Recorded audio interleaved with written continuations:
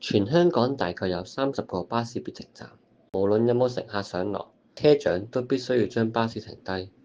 其中以亞公岩道西行呢個巴士站最為特別。呢個站除咗係最多路線停靠嘅巴士必停站之外，更加有一條巴士路線必須要停靠一個唔需要停嘅站。喺停站嘅期間係唔可以上落客。快路線 X9係由石澳開出前往中環。如果車上面有乘客上錯車，而希望可以喺筲箕灣附近嘅巴士站落車嘅話，咁佢就只可以喺下一站北角落車，眼白白望住巴士停站，但唔可以上落車。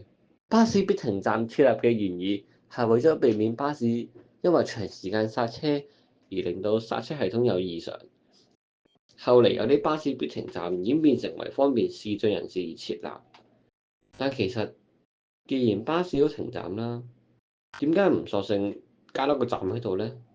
會唔會同收費定價有關？